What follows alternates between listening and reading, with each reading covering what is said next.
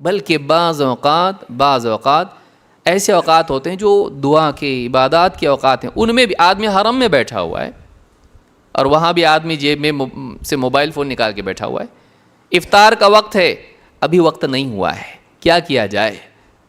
سوال پوچھنے کی ضرورت ہے۔ جیب میں ہاتھ ڈالو، موبائل فون نکالو، کتنا وقت جاتا ہے؟ عالمی جائزہ لینے سے معلوم ہوا ہے کہ تقریباً مختلف ملکوں کے اپنے اپنے فضائل ہیں، ہر ایک کی اپنی اپنی ایک لمٹ ہے، اس کا اپنا ایک ٹائم ٹیبل ہے، کتنا استعمال کرتے ہیں۔ تقریباً عالمی سطح پر دیکھا جائے تو 3.5 گھنٹے سے لے کے 4 گھنٹے، اور بعض ملکوں میں اس سے بھی زیادہ آگے کے لوگ ہیں، 6-8 گھنٹے استعمال کرتے ہیں لوگ۔ ایک موبائل فون کو آدمی 6 سے 8 گھنٹے بھی استعمال کرتا ہے۔ عام طور سے 3.5 سے 4 گھنٹے عالمی ریکارڈ ہے یہ۔ بتائیے، دن کا چھٹا حصہ، زندگی کا چھٹا حصہ کتنا ہوتا ہے؟ اگر آدمی کے 20 سال 40 سال ہوں بالغ ہونے کے بعد، مان لیجئے 25-30 سال، جتنا 40-50 سال جی رہا ہے وہ 40 پکڑ لیجئے جیے گا وہ، 40 سال میں سے 60 سال میں سے چھٹا حصہ 10 سال ہوتے ہیں۔ 10 سال صرف اسی میں جا رہا ہے، اور وہ بھی ایسی چیزیں نہیں کہ جو واقعی اس کا گول ہے، بس جو سامنے آ رہا ہے دیکھتے جاؤ کتنا حصہ بن رہا ہے اس کا علم کا۔ اس کی بجائے اگر واقعی وہ بالتعین علماء کے دروس سنیں، اس میں جو بھی دعائیں ہیں یاد کرنے کے لیے پڑھیں، قرآن کی تلاوت کریں، کتنا فائدہ ہو سکتا ہے۔ لیکن آدمی فضول چیزیں دیکھتا رہتا ہے جن کا کوئی حاصل نہیں ہے۔ اللہ کے نبی صلی اللہ علیہ وسلم فرماتے ہیں، من حسن اسلام المرء ترکہ ما لا یعنی، آدمی کے اسلام کی خوبی یہ ہے کہ وہ ایسی چیزوں کو چھوڑ دے جو اس کے مقصود سے متعلق نہ ہو۔ کیا معنی ہے اس کا؟ ما لا یعنی کا مطلب کیا ہے؟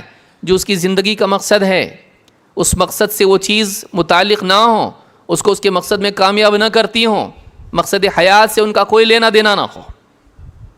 آدمی کو چاہیے کہ جو اس کی زندگی کا مقصد ہے، اللہ کی عبادت، امتحان میں کامیابی، جنت کا حصول، دنیا میں ہدایت اور آخرت میں جنت، وہ اس کو کہیں بھی اس کو سپورٹ نہیں کرتا ہو، ایسی جتنی چیزیں آدمی کو چاہیے کہ اس کو چھوڑ دے۔ نہ دین کا فائدہ نہ دنیا کا، ایسی چیزیں جتنی ہیں، اسلام اچھا ہے کہ علامت کیا ہے، وہ ایسی تمام چیزوں کو چھوڑ دے۔ لیکن اگر نہیں چھوڑتا ہے، کہیں نہ کہیں اس کے اسلام میں خلل ہے، کہیں نہ کہیں اس کے اسلام میں کمی ہے۔ امام ترمذی اور بہت سارے محدثین نے اس کو روایت کیا ہے۔ عبداللہ ابن مسعود رضی اللہ تعالیٰ کہتے ہیں، من اراد العلم فلیصور القرآن، جو علم چاہتا ہے وہ قرآن کی گہرائیوں میں جائے، قرآن میں جو باتیں بیان ہوئی ہیں گہرائی کے ساتھ اس کا فہم حاصل کرے۔ فإن فیہ علم الاولین والآخرین، اس لیے کہ قرآن میں اولین و آخرین کا علم ہے، پچھلی قوموں کے حالات اور ان کے معاملات، بگاڑ، اصلاح، انجام، اللہ کی طرف سے دیا ہوا سبق، مستقبل کے اعتبار سے، تیاری کے اعتبار سے، قیامت کے قریب کیا ہوگا، بلکہ جنت جہنم میں کیا ہوگا، قیامت کے دن کیا ہوگا، ساری چیزیں اس کے اندر ہیں۔ آج کے اعتبار سے ہم کو کیا عقائد رکھنا چاہیے، کیا اعمال کرنا چاہیے، ساری چیزیں ہم کو بتا دی گئی ہیں۔ شیطان، نفس اور اسی طرح سے بگاڑ، سدھار، ساری باتیں ہم کو بتائی گئی، علاج، سب کچھ بتا گیا ہے۔ اس میں اولین و آخرین کا علم ہے۔ قرآن ہم کتنا پڑھتے ہیں؟ جتنا ہم واٹس ایپ پڑھتے ہیں اتنا قرآن اگر پڑھ لیں تو شاید مہینے میں 2 سے 3 قرآن ختم ہو جائیں۔ پوچھا جائے قرآن کتنا پڑھ رہے آپ، کتنے دن میں ختم ہوتا؟ کوشش کرتا ہوں لیکن نہیں ہو پاتا ہے۔ کوئی آدمی آپ کو ایسا ملا جو واٹس ایپ کے بارے میں بولتا بہت کوشش کرتا لیکن میں نہیں چیک کر پاتا واٹس ایپ کو؟ ہے کوئی ایسا؟ شاید ہی کوئی ایسا ہوگا۔ بے وجہ کے میسیجز پڑھتا ہے، بے وجہ کی لمبی لمبی تحریریں پڑھتا فیس بک کی، کتنی ساری باتیں آدمی دیکھتا رہتا ہے، اس کے پاس وقت ہے لیکن قرآن پڑھنے کے لیے نہیں ہے، قرآن کی تلاوت کے لیے نہیں ہے۔ فہم تو بہت دور کی بات ہے، تفسیر تو بہت دور کی بات ہے، مجرد تلاوت جس کو آپ کہیں، الفاظ کی تلاوت کرنا، اس کے لیے بھی وقت نہیں ہے۔ کئی مہینوں تک آدمی کا قرآن مکمل نہیں ہوتا ہے، جبکہ حدیث میں زیادہ سے زیادہ حد بتائی گئی 40 دن اور بعض روایت میں 30 دن۔ بتائیے اگر آدمی ایک جز بھی پڑھنا چاہیں، 2 منٹ میں اگر ایک صفحہ پڑھتا ہے تو 40 منٹ سے زیادہ شاید ہی لگیں گے اس کو، اللہ یہ کہ بہت لڑکھڑاتا ہو پڑھنے میں۔ لیکن وہی آدمی 4 گھنٹے واٹس ایپ اور نہ جانے کتنی ساری چیزیں اس میں خرچ کر رہا ہے موبائل فون پر، لیکن اس آدمی کے پاس 20 سے 40 منٹ نہیں ہے قرآن پڑھنے کے لیے۔ وقت ہے لیکن اس کی ترجیحات میں قرآن نہیں ہے، اس کی ترجیحات میں واٹس ایپ ہے۔ آج لوگوں کے موبائل فون کی زیارت کرنے کو دیکھ کے سمجھ میں آتا ہے کہ سلف قرآن کے بارے میں جس طرح سے ان کا حال تھا کہ جب بھی فارغ ہوں قرآن قرآن قرآن، آسانی سے سمجھ میں آ جاتا ہے کہ کیسے ان کا لگاؤ قرآن سے تھا کہ وہ قرآن سے چمٹے رہتے تھے، آج جیسے ہم موبائل فون سے جڑے ہوئے ہیں۔ تو فضولیات میں مشغولیت اور اہم چیزوں سے دوری، یہ موبائل فون کے نقصانات میں سے ہے۔ حسن ابن عیسیٰ کہتے ہیں سمعت عبداللہ ابن المبارک، میں نے عبداللہ ابن مبارک رحمہ اللہ سے سنا، وقد قیل له یا ابا عبد الرحمن تکثر القعود فی البیت وحدک، ان سے کسی نے کہا اے ابو عبد الرحمن گھر میں اکیلے ہی آپ بیٹھے رہتے ہیں، کیوں ایسا کیوں کرتے آپ، ہمارے ساتھ کیوں نہیں بیٹھتے؟ قال لیس انا وحدی، کہا کہ میں اکیلا نہیں ہوتا ہوں، میں اکیلا نہیں ہوتا ہوں، انا مع النبی صلی اللہ علیہ وسلم واصحابہ بینہم، یعنی النظر فی الکتب، کہا کہ میں نبی صلی اللہ علیہ وسلم اور آپ کے صحابہ کی صحبت میں ہوتا ہوں، یعنی میں کتابوں میں نظر رکھتا ہوں، یعنی کتابیں پڑھ رہا ہوتا ہوں جس میں نبی صلی اللہ علیہ وسلم اور صحابہ کے احوال ہیں، میں وہ پڑھ رہا ہوتا ہوں تو میں گویا کہ ان کے ساتھ ہوتا ہوں، مجھے ان کی صحبت نصیب ہوتی ہے، اس اعتبار سے، علمی اعتبار سے، قلبی اعتبار سے۔ آج ہم میں سے کتنے ہیں جو کتاب پڑھ پاتے ہیں؟ ہماری شیلف پہ کتابیں رکھی ہوئی ہیں اور ہم جب بھی دیکھتے ہیں کھانا کھاتے وقت میں سوچتے ہیں پڑھنا ہے مجھ کو، ہاں کتاب التوحید پڑھنا ہے، اس کی شرح پڑھنا ہے، تفسیر ابن کثیر انشاءاللہ ضرور پڑھوں گا میں، اور بلوغ المرام اس کی شرح پڑھوں گا میں، اور الرحیق المختوم یا فلاں فلاں کتابیں پڑھنا ہے مجھ کو، مرنے سے پہلے پڑھنا ہے، لیکن ابھی مجھ کو واٹس ایپ کے میسیجز پڑھنا ہے۔ یہی حال ہمارا ہے، ہم سالوں سال گزر جاتے ہیں، شیلف پر کتابیں رکھی رہتی ہیں، ہم نہیں پڑھ پاتے ہیں، یہاں تک کہ زندگی ختم ہو جاتی ہے۔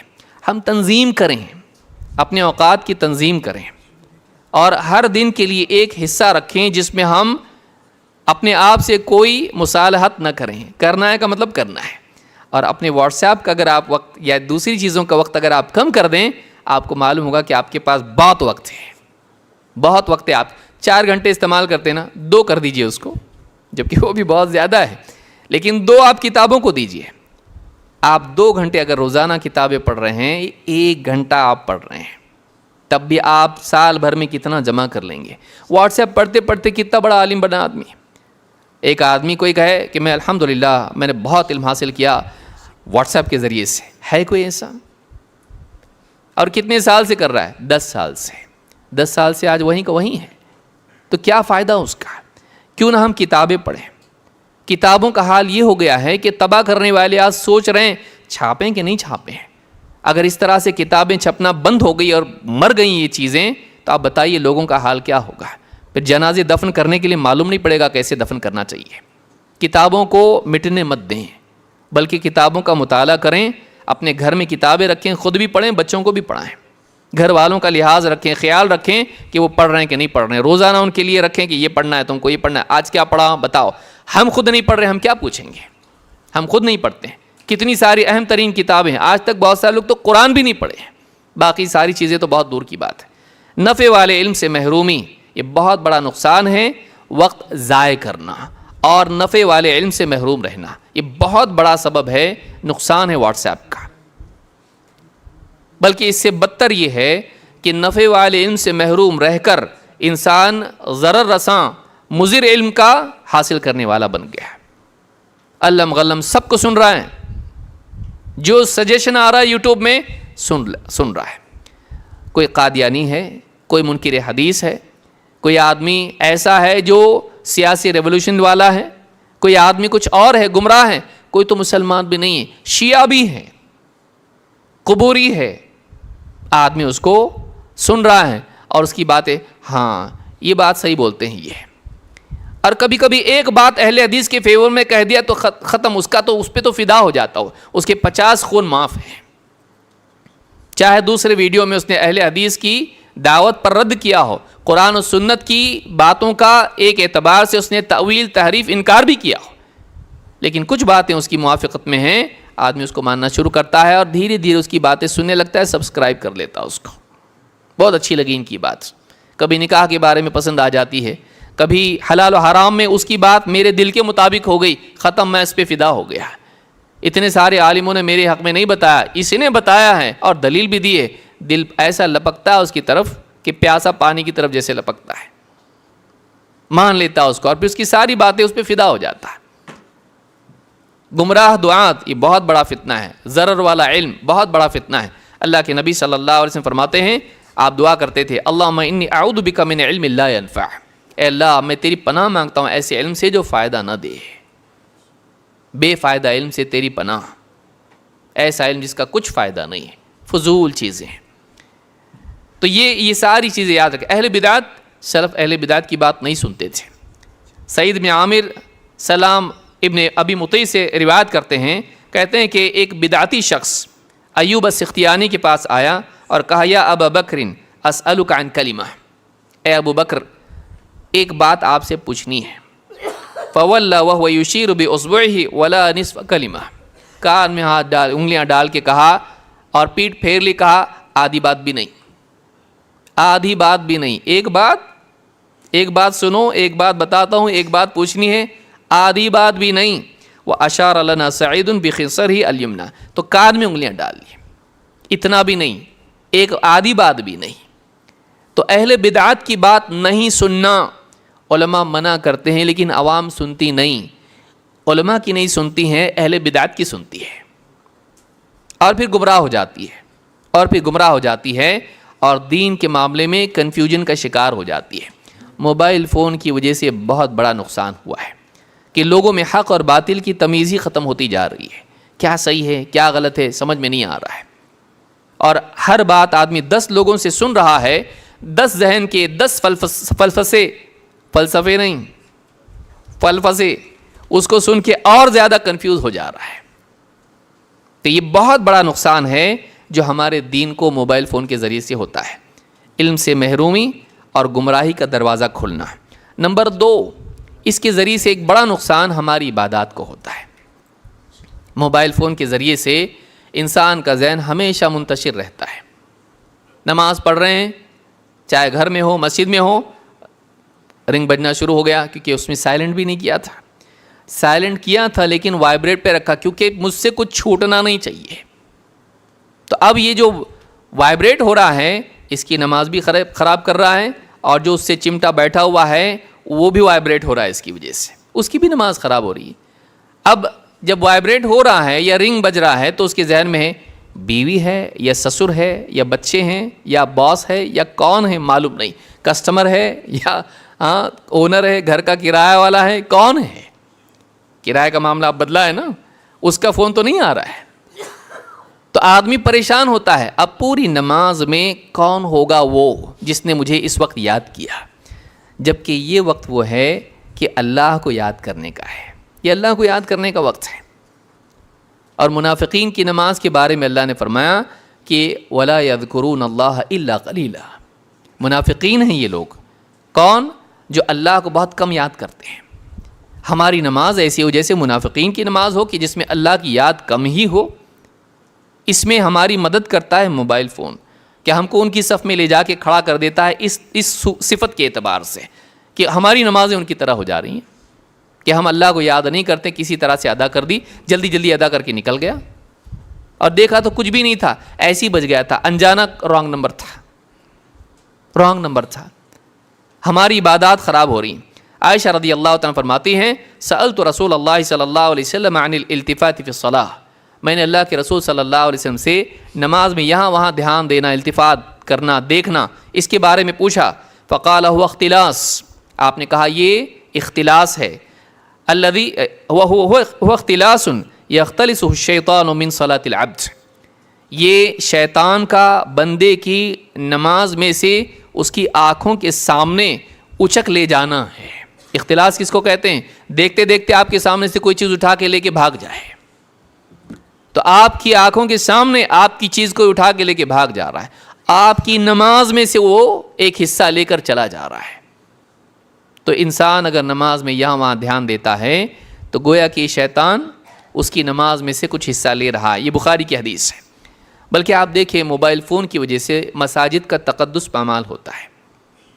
نمازوں میں آدمی کھڑا ہے اور بعض اوقات سری نماز ہوتی ہے اور بعض اوقات جہری نماز ہوتی ہے، اور پھر پیچھے سے گانے کا ٹون شروع ہو گیا ہے، بالکل رنگی برنگا ٹونگ چاہیے ایک دم ایسا کہ پوری مجلس بزم میں رونق آ جائے.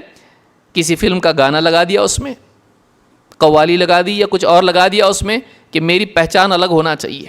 اب پوری مسجد میں سناٹا ہے, سری نماز چل رہی ہے عصر کی ظہر کی, اور پیچھے بیک گراؤنڈ میوزک. لیجئے میوزک کے ساتھ نماز پڑھیے, موسیقی کے ساتھ پہ. اور ایک آدمی نہیں, پہلی صف میں بعض اوقات ایسے لوگ ہوتے ہیں, بعض اوقات جہری نماز ہوتی ہے, امام قرآن پڑھے موسیقی کے ساتھ میں, اور اتنا اس کو نماز کا ادب ہوتا ہے کہ سوچتا ہے نماز میں حرکت نہیں کرنا چاہیے, اس لیے بند بھی نہیں کرتا ہے. لیکن یہ حرکت کر سکتے ہیں, حرکت نہیں کر سکتے ہیں لیکن ایسی حرکت کر سکتے ہیں کہ ایسی ٹیون رکھا ہے اس نے, ایسی ٹون رکھا ہے رنگ ٹون کہ جو پوری مسجد کے اندر موسیقی. آپ تصور کر سکتے کوئی آدمی غیر مسلم آ کے مسجد میں ڈھول بجانا شروع کر دے, گٹار بجانا شروع کر دے, آپ اجازت دیں گے اس کو؟ آپ خود کر رہے ہیں, آپ موبائل فون کے نام پہ آپ خود کر رہے ہیں. بعض اوقات حرم میں یہ ہوتا ہے, حرم میں ہوتا ہے, کئیوں نے دیکھا ہے. بعض اوقات بچوں کو دے دیتے ہیں, بچہ ستاتا ہے, چھوٹے بچے کو بہت ارمان کے ساتھ آپ لے گئے عمرے کے لیے, اب بچے کو موبائل فون دے دیا ماں نے, نماز پڑھ رہے ہیں, اب نماز کے درمیان وہ ویڈیو گیم کھیل رہا ہے, یوٹیوب لگا دیا اس نے. اس کو سب آتا ہے, جو آپ کو نہیں آتا وہ بھی اس کو آتا ہے. آپ سوئے ہوئے ہوں تو آپ کو موبائل فون لے کر, اس کو ٹائپ کرنا نہیں آتا ہے لیکن بولنا تو آتا ہے, اس کو معلوم ہے یہ بٹن دبا کے یہاں سے بول دیں تو وہ کارٹون لا کے دیتا ہے. کوکو میلن لا دیا اس نے اس کو. سارے بچے ہاں بالکل جنون کے ساتھ اس کے پیچھے لگے رہتے ہیں, اور وہ اس کو سن رہا ہے. ساری نماز چل رہی, اتنی اچھی قاری, اتنی اچھی نماز, ایسی مقدس جگہ, لیکن اس میں میوزک بج رہی ہے. سوچئے, اتنا ماں باپ کو ہوش نہیں ہے, اتنا ماں باپ کو ہوش نہیں, اتنا خود ہم کو ہوش نہیں ہے. ہم کیا کر رہے ہیں؟ کوئی منع نہیں کیا تو صحیح ہو جاتا, کہ اگر کوئی ڈانٹا نہیں ہم کو تو صحیح ہو جاتا. ہو حرام چیزیں حلال ہو جاتی ہیں اگر کوئی منع نہ کرے تو. خود ہم کو بھی تو عقل ہے کہ کیا کرنا چاہیے کیا نہیں کرنا چاہیے. آج مساجد کا آپ دیکھیے حال کیا ہوا ہے, کوئی آدمی اس بارے میں حساس نہیں ہوتا ہے, بلکہ بعض اوقات تو مسجد میں جلدی پہنچ گیا, آدمی بیٹھ کے اس میں سارے جوکس یوٹیوب پہ اور نہ جانے کتنی ساری چیزیں فیس بک پہ دیکھتا ہے. بعض اوقات بے حیائی کی باتیں بھی اس میں ہوتی ہیں, پیچھے دیوار سے ٹیک لگا کے نوجوانوں کو دیکھیے آپ کرتے رہتے ہیں. مسجد میں بیٹھے ہیں, بعض اوقات حرم میں بیٹھے رہیں گے. ہم نے کتنوں کو منع کیا ہے؟ کچھ تو سوچو بھائی, حرام ہے یہ, ہاں ہاں ہاں ٹھیک کر کے ڈال دیتا جیب میں. وہ ایک مرتبہ کی شرم ہے, لیکن آپ جاؤ ہم پھر سے کرنے والے ہیں. کہاں جا رہے ہیں ہم لوگ؟ مساجد, حرم, کیسی قبرستان میں آدمی بیٹھا ہوا ہے, ایسی جگہ جو عبرت کی ہے اس میں جوکس دیکھ کے ہنس رہا ہے. سوچیے کہاں ہم جا رہے ہیں. یہ حال ہمارا ہے. اللہ کے نبی صلی اللہ علیہ وسلم نے فرمایا فی ہذہ الامۃ خسف و مسخ و قذف, اس امت میں خسف ہوگا اور مسخ ہوگا اور قذف ہوگا, زمین دھسے گی, چہرے بگاڑ دیے جائیں گے, آسمان سے پتھر برسیں گے. فقال رجل من المسلمین, ایک صحابی نے پوچھا یا رسول اللہ ومتى ذاک, اللہ کے رسول کب ہوگا ایسا؟ قال اذا ظہرت القینات والمعازف وشربت الخمور, جب ظاہر ہوں گے کیا؟ گانے والیاں ظاہر ہوں گی, موسیقی کے آلات ظاہر ہوں گے, اور قسم قسم کی شرابیں پی جائیں گے. گانے والیاں, موسیقی کے آلات, کیا آج یہ ظاہر نہیں ہوا ہے؟ آج سوچئے آپ. تو یہ جو چیزیں عام ہو رہی, ترمذی کی حدیث ہے, یہ ایسی چیزوں میں سے ہیں جن کے سبب عذاب آ سکتا ہے. آپ نے کہا کہ عذاب آئے گا اس کی وجہ سے. اللہ کے نبی صلی اللہ علیہ وسلم فرماتے ہیں وَعَلَيْكَ بِذِكْرِ اللَّهِ وَتِلَاوَةِ الْقُرْآنِ فَإِنَّهُ رَوْحُكَ فِي السَّمَاءِ وَذِكْرُكَ فِي الْأَرْضِ. خبردار, یاد رکھو, اللہ کے ذکر کا اہتمام کرو, قرآن کی تلاوت کا اہتمام کرو, اس لیے کہ یہ زمین میں, آسمان میں تمہارے لیے راحت کا سبب ہے, اور زمین میں تمہارے لیے اللہ کی طرف سے نصیحت ہے, یاد کا ذریعہ ہے, اللہ کی یاد کا ذریعہ ہے. اللہ کا ذکر کرنا اور قرآن کی تلاوت کرنا. کتنی تلاوت کر پاتے ہیں ہم آج؟ ذکر, ابھی نماز سے فارغ ہوا ہے, ذکر کرنے کا وقت ہے, اچانک کال آ گیا, اچانک ذہن میں کچھ آ گیا, واٹس ایپ کا نوٹیفیکیشن آ گیا, چیک کرنے میں لگ گیا, ذکر چھوڑ دیا. قرآن کی تلاوت کر رہا تھا, میسیج آ گیا, تلاوت چھوڑ دیا, اسی میں لگ گیا. کتنا کر پاتے ہیں ہم؟ اللہ کے ذکر سے کتنے دور ہیں. یہ ہماری عبادات خراب ہو رہی ہیں موبائل فون کی وجہ سے. امام احمد نے اس کو روایت کیا ہے. چوتھی چیز, ایک اور چیز, تیسری چیز, خاندانی زندگی میں بگاڑ دو ناحیوں سے، ایک کنیکشن کے اعتبار سے، ایک کریکشن کے اعتبار سے۔ کریکشن کے اعتبار سے ہم موبائل فون میں اور اس میں اتنا کھوئے ہوئے ہیں، گھر میں جو وقت ہم کو مل رہا ہے زیادہ تر وقت شوہر کا، بیوی کا اسی میں جا رہا ہے۔ پھر شوہر بیوی کی اصلاح، بچوں کی تربیت کوئی دھیان نہیں ہے، وہ اپنے اس میں لگا ہوا ہے۔ بلکہ آپ دیکھیے ایک کمرے میں ڈرائنگ ہال میں سب لوگ بیٹھے ہوئے ہیں، صوفہ پہ وہ ہے، وہاں پہ وہ دوسری جگہ کرسی پہ وہ بیٹھا ہوا ہے، یہ زمین پر کارپیٹ پہ لیٹا ہوا ہے، سب کے ہاتھ میں ڈیوائسز ہیں، ہر ایک اس میں لگا ہوا ہے، ہر ایک اس میں لگا ہوا ہے۔ لیکن آپس میں ایک دوسرے کو نصیحت کرنے کا ماحول، ٹائم نہیں ہے، اس کے لیے ٹائم ہے؟ اللہ تعالیٰ قرآن کریم میں فرماتا ہے یا ایھا الذین آمنوا قوا انفسکم واہلیکم نارا، اے ایمان والو بچاؤ اپنے آپ کو اور اپنے گھر والوں کو جہنم کی آگ سے۔ اللہ کے نبی صلی اللہ علیہ وسلم فرماتے ہیں الرجل راعٍ علی اہل بیتہ والمرأة راعیۃ علی بیت زوجہا وولدہ، آدمی اپنے گھر والوں پر نگراں ہیں، عورت اپنے شوہر کے گھر اور بچوں پر نگراں ہیں۔ فکلکم راع وکلکم مسئول عن رعیتہ، تم میں سے ہر ایک نگراں ہیں، اس کے ماتحتوں کے بارے میں اس سے پوچھا جائے گا قیامت کے دن، کیا کیا ان کا۔ مالک بکریوں کے بارے میں چروائے سے پوچھتا ہے میری بکریاں کہاں گئیں؟ بھیڑیا اٹھا کے لے کے گیا، تو کیا کر رہا تھا؟ تیرے ذمہ میں نے دیا تھا حفاظت کرنے کے لیے، کیسے لے گیا بھیڑیا؟ تیری غفلت کی وجہ سے سزا تجھ کو ملے گی۔ گھر کے ذمہ دار کو سزا ملے گی اگر گھر میں بگاڑ آئے اس کی موجودگی کے باوجود، اگر تربیت اس نے نہیں کیا تو۔ کتنا وقت ہم نکال رہے ہیں بچوں کے لیے، پھر آ کے بولتے ہیں مولوی صاحب سے آج کل کے بچے بہت بگڑ رہے ہیں، سنتے نہیں ہیں۔ آپ ان کو سناتے کتنا ہے اللہ کی بات؟